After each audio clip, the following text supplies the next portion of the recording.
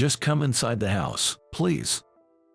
When I returned from work, a distraught housewife from next door was standing in front of my house. Seeing her shivering in the cold, I led her inside and offered her a warm bath and a meal. I couldn't help but be concerned about her situation, so I asked her about it, and inadvertently. 3 weeks later, a stern-looking man in a black suit came to my door. "Please accept this deed for $3 million. Huh? My name is Luke. There's nothing particularly outstanding about me. He is an ordinary businessman. But there's one thing that sets me apart from other businessmen. Both of my parents have passed away. It's possible that there are others who have lost their parents to illness or old age under similar circumstances. But mine is different. It happened about a month after I started working at my current company. Back then, I was still trying to learn everything and was completely overwhelmed. Then, a phone call came into the office. Aaron, my boss, turned pale and said to me, "Luke, listen calmly. Aaron, the police just called. Your parents were hit by a runaway car and have been taken to the hospital." What? Upon hearing Aaron's report, my mind went completely blank. The same was true for a senior colleague working at the desk next to mine, whose hands had stopped typing. "We're going to the hospital right now." Huh? "I'll drive. Pull yourself together, Joshua. You take care of things here." "Understood. Hang in there, Luke." I feel truly fortunate to have had such supportive bosses. They immediately took me to the hospital and stood by me as I was in a daze. Upon arriving, a police officer in uniform welcomed us and led me to my parents. They took me to the morgue. I learned that my parents were just walking across a pedestrian crossing when an elderly driver crashed into them. Apparently, the driver had a sudden health issue while driving and died at the wheel. The cause of death was a heart attack. Naturally, the driver couldn't brake and continued to accelerate, crashing into my parents. Dad, Mom, After the police officer's formal report, I collapsed on the spot. Aaron set me down on a chair in the morgue, but I couldn't stop shaking. "Your parents died instantly. The driver who caused the accident also. The only small consolation was that my parents didn't suffer before passing to the other world. But that doesn't make the sadness go away. The family of the person who caused the accident came that day, and a man, possibly their son, deeply apologized. He looked about the same age as my father. 'I'm so sorry, my father, I'm so sorry.' Then Aaron stood up to protect me. 'I understand that you've also lost your father and are, in a sense, victims as well, and I can understand your desire to apologize quickly. However, he has just lost both his parents at once. I don't think it's right to apologize to someone in such a state of grief.' The man's shoulders shook at Aaron's words. 'I'm sorry, I understand, but apologizing here and now is just self-satisfaction. You've also suddenly lost a family member, so your emotions must be all over the place. Please come back later with a lawyer to apologize formally.' Aaron's firm stance was truly reassuring. Without Aaron, I might have lashed out at the man in front of me or accepted his apology and forgiven him. After Aaron spoke, the family of the perpetrator left, but not before Aaron comforted me with a gentle pat. 'Aaron, it's okay. Take some time to rest.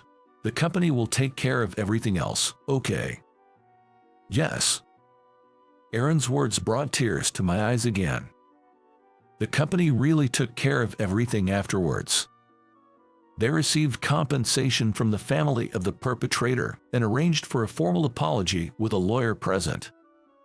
Thinking calmly, the person who caused the accident was no longer in this world either. Their family just kept apologizing. Since I had no one to direct my anger towards, I ended up just accepting the money and closing the chapter on this incident. Honestly, I didn't want to have any more involvement with the family that caused my parents' deaths, so it worked out. So today, I had to work alone from the house where I used to live with my parents. I was living these lonely days. My house is in a typical residential area, but many of the nearby homes are new and impressive. Especially the house to my right, which was large and had been vacant for a while. It seemed that someone had recently moved in. So someone has finally moved in. I thought this as I glanced at the moving truck. It was a large truck, so I was curious, but I didn't know who had moved in. I've heard that in apartments and condominiums these days, people often skip the moving and greetings due to privacy concerns. It must be a young family that moved in next door. In the end, there was no greeting from them. Even if I thought about greeting them in the morning, our paths never crossed during my morning commute. Still, I thought I'd greet them whenever we did meet. I didn't think much of it. A few days later, as I was returning home from work and was about to reach my house, I witnessed a woman in front of me whose paper bag tore, spilling the groceries she was carrying. Seeing the woman let out a small cry, I immediately ran over. I picked up an orange that had rolled to my feet and went over to her, but the torn paper bag would make it difficult to carry everything back. I offered her my reusable bag, which I always carry with me, and suggested she use it to carry her things back. But this is my place, I said, pointing to my house. The woman, surprised, said, I didn't know that. Something about the context felt off, and it turned out that the woman lived in the luxurious house next door. The woman's name was Evelyn. Evelyn was very thin, and her voice was frail and soft. Knowing that I lived next door, Evelyn seemed a bit surprised. Well, I can understand how she felt. After all, my house is a dilapidated building, far from being considered nice. I'm sorry, I just assumed an older person lived here. No, it's an old house, so it can't be helped. I responded with a wry smile to Evelyn, who seemed apologetic.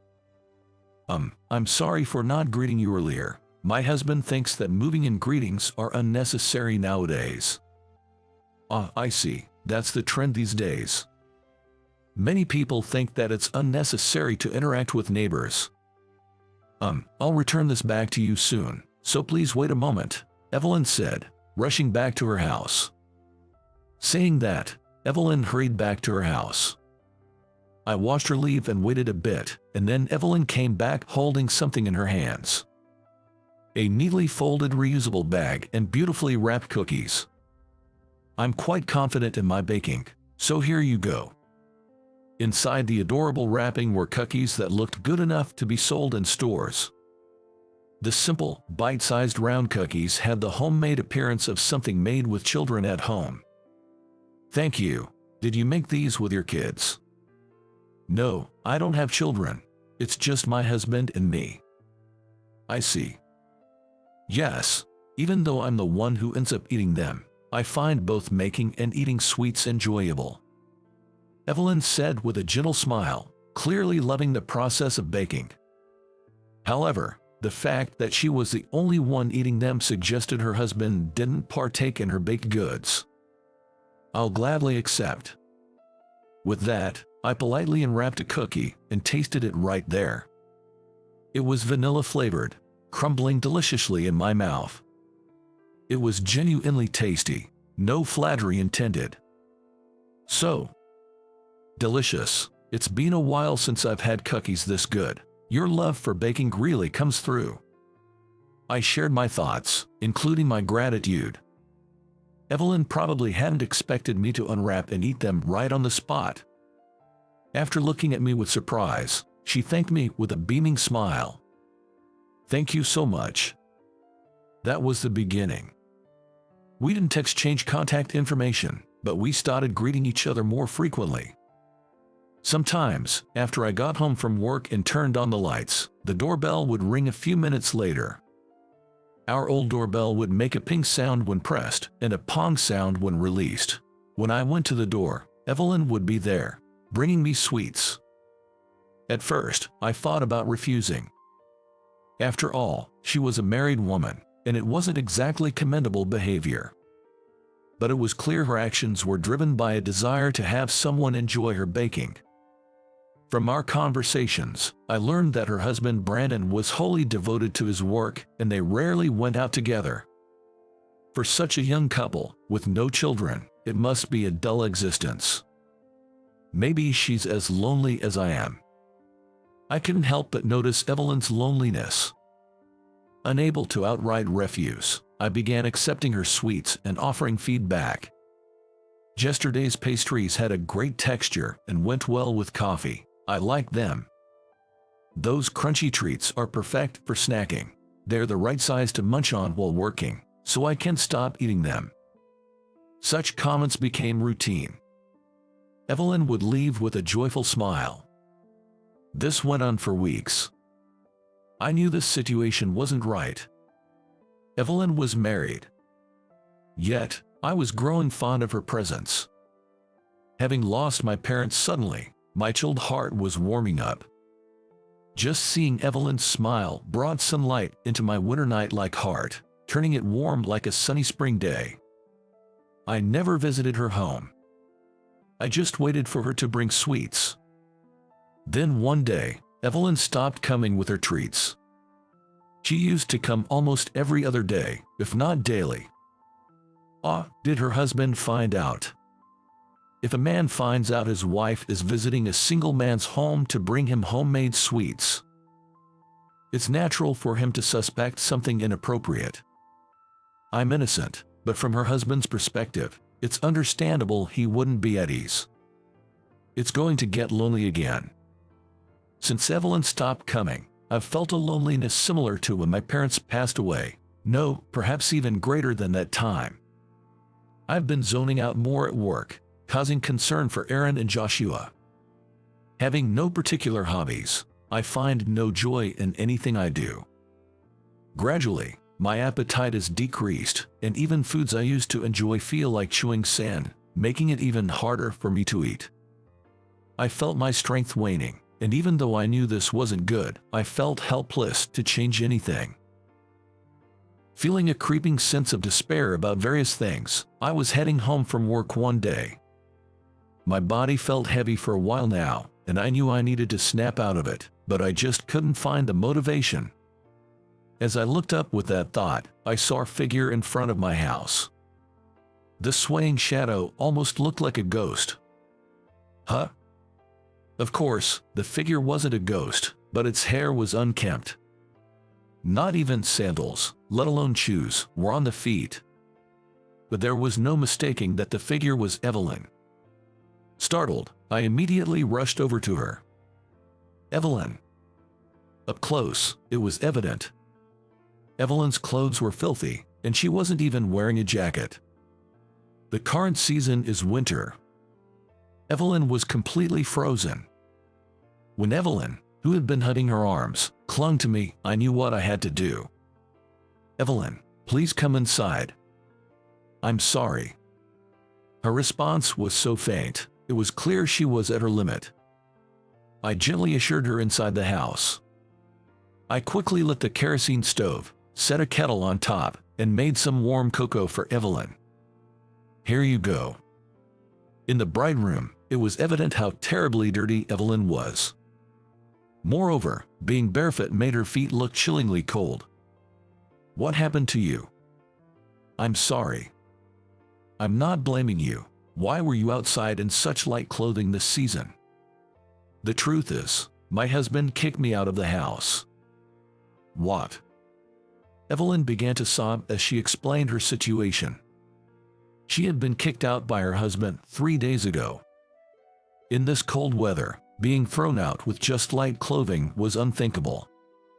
If it had rained or snowed, she could have easily frozen. You've been out since then. Where have you been staying? Well, it's embarrassing, but in a park. What? I was essentially homeless. Hearing Evelyn's reply, I frowned and led her to the bathroom. There are many things I want to ask, but you must be cold, right? Please use the bath. But I'm so dirty. It's a bath. Feel free to use my mother's soap and shampoo." I explained the soaps, shampoos, and hairdryer available in the bathroom. For a change of clothes, I offered her some that my mother used to wear. Though hesitant, Evelyn nodded as if she was looking forward to a bath after a long time. While she bathed, I prepared a simple meal. For tonight's dinner, we shared a serving of ready-made deli food and spaghetti meatballs from the local supermarket, along with a simple salad of just lettuce, cucumbers, and cherry tomatoes. Adding some soup and a dessert for after the meal would make it a complete dinner. If it were just me, I would have settled for just the deli food and spaghetti. As I finished preparing, Evelyn came out of the bath. Seeing the dinner for two laid out on the table, she tilted her head inquisitively. "Where are your parents?" "Oh, it's just me." "Yeah, I lost them in an accident." I hesitated to share this with kind-hearted Evelyn, not wanting to worry her, but there was no avoiding it in this situation. When I honestly explained that my parents had passed away in an accident, Evelyn shed large tears and mourned for them. That alone warmed my heart. "Then, these clothes must be your mother's, cherished by you." "Yes, but if no one wears them, they'll just get eaten by moths." "No, thank you for lending them to me." Afterward, we sat down to eat together. Evelyn said, "This is really delicious," and seemed to genuinely enjoy the meal, which made me happy, and for the first time in a while, I was able to eat properly. Then, I made some warm tea and listened to Evelyn's story again. Even if it might be meddling, sometimes pouring everything out can make one feel better during tough times. Evelyn's story was a harsh one. "My husband believes in male supremacy. He thinks women should just silently obey men, walk 3 steps behind a man, get up before a man and never go to bed before him. Does he have any love towards her? He yells at the slightest thing, and even when there's nothing wrong, he tells me I'm useless. If anything displeases him slightly, he doesn't hesitate to raise his hand. And finally, he said, 'That's why I told you I hate sweets. What's with this sickly sweet smell? Never make sweets again.' And he threw away all my baking tools, whisks, spatulas, everything that could be used for cooking, without asking me. I do all the household chores properly. Baking was the only time I felt relieved, and he took that away from me. I didn't know what to look forward to or strive for anymore, and I lost all will to go on." Evelyn, looking down, sniffled. My negligence in household chores enraged my husband further. "There's dust left. There should always be at least 5 dishes. There are wrinkles on the shirt." I endured it all, but 3 days ago, he said, "I don't need a wife like you," and kicked me out of the house. That's terrible. I wasn't wearing a jacket since I was inside, and I didn't have my wallet or phone with me. I had nowhere to go, barefoot. Evelyn, covering her face with both hands, was clearly distressed. "Did you contact your family?" "No, actually, my mother passed away a long time ago, and I was raised by my father. When I got married, my father was overjoyed. He said, 'Now I can rest easy.' I wanted to make my father feel at ease, so I couldn't rely on anyone and ended up spending 3 days in the park. I was at my limit both physically and mentally, and unconsciously, my feet led me to your house." Evelyn's story was quite severe. I'm sorry for the trouble, not just today, but also before." "Yes. You must have realized I was bringing sweets because I wanted praise and feedback, right? I'm really selfish. I'm sorry." Evelyn apologized to me through her tears. "There's no need for you to apologize. Instead, let's go to your father's place." "But I don't have parents anymore, but you have someone you can rely on, and I think your father would be happy if you relied on him." "Really?" "Yes. It's better to talk while you can. It's too late to regret not talking after losing someone." Convinced by my words, Evelyn cried again. The next day, I lent her some of my mother's clothes and a small amount of money, and she took a taxi back to her parents' home. 3 weeks have passed since I sent her back to her family. Suddenly, a stern-faced man in a black suit came to my place, and I almost wanted to pretend I hadn't seen him and close the door. I didn't because he introduced himself as Justin, Evelyn's real father. Believing his words, I invited him into my home. After seating him in the living room of my old house and serving tea, he composed himself and deeply thanked me. "Thank you for persuading my daughter to return home." "It's nothing. So, Evelyn, your daughter made it back home safely." I was relieved because I had been worried that her husband might interfere. "My name is Justin, Evelyn's father. She's a bit sheltered. I can't thank you enough for what you might have done if you hadn't persuaded her." Justin's words cleared up a mystery I had long pondered. So Evelyn was indeed like a rich lady. Please accept this as a token of my gratitude. The tower mansion over there, the top floor 3 LDK, here's the deed, worth $3 million, please take it. He placed the deed to the tower mansion on the table. Shocked by the sudden offer, I tried to decline while pushing the deed back. No, I didn't help with that intention." "Then, what intention did you have when you helped my daughter?" Asked with a beaming smile, I found myself at a loss for words. But even if I simply claimed it was out of kindness, it's doubtful I would be believed. "Sorry, I fell in love with Evelyn. Of course, I had no intentions, and I haven't done anything. I helped her because I love her. I didn't want to see her sad. I honestly expressed my feelings. I've heard about you from my daughter, from meals to clothes, even lending her your late mother's clothes. I knew how sincere and good you were just from hearing about you, but now that I've met you, I feel it even more." With that, Justin offered the deed again, looking a bit hesitant. "That's why, would you consider moving to a new house? This house is, well, quite. My house is indeed old and dilapidated. Gusts of wind come in, and the insulation is cold as if eaten by rats." He must have heard about the condition of the house from Evelyn. That's why Justin, with good intentions, was trying to pass the deed to me.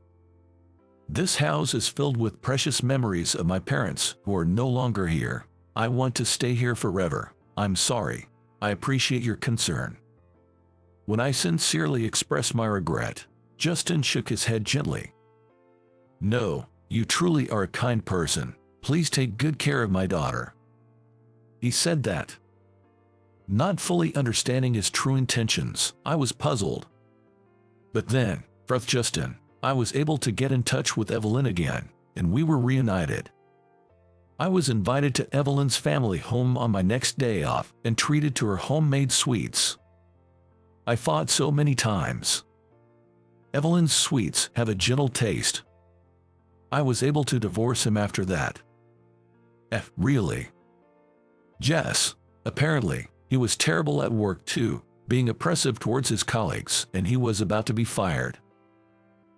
Well, I kind of thought so. Given his behavior towards Evelyn, I had suspected he might act the same at work. Well, regardless, I intend to get a proper alimony from him. Evelyn, laughing, had become much stronger than before. According to Evelyn, I don't want to trouble you. I'll become strong. I'll do my best. With Evelyn's divorce finalized, our relationship officially began. There's a rule that a woman can't remarry within certain days of her divorce. It's apparently to clearly establish paternity if a child is born. We took our time and got married without a hitch a year later. Evelyn agreed to live in my family home, but given its condition, a renovation was certainly in order. By then, Evelyn's ex-husband, due to alimony and a demotion, had already left their large house, so I figured Evelyn wouldn't be troubled by him anymore. That was a relief for me as well. Considering Justin's feelings, he would want his daughter Evelyn to live in a proper home. Understanding this, I decided to renovate my family home. The renovation company was an acquaintance of Justin, and they understood my wishes well. Taking into account my desire not to erase my parents' memories, they managed to renovate the house while preserving its original charm as much as possible. A few years later, Evelyn and I were blessed with a long-awaited child. Gazing at the nursery we had prepared, thinking of a future child, I murmured, "It's important to cherish memories, but we must also value the future, right?" Now my wife, Evelyn, says, "Yes, that's true, but I also want to cherish the past. We have the present because of our past, after all. So, let's continue to create many more memories in this house and build our happiness." We smiled, expressing my gratitude to my parents in my hearts. As I gently caressed Evelyn's growing belly, smiling happily, I embraced the hope for our coming future.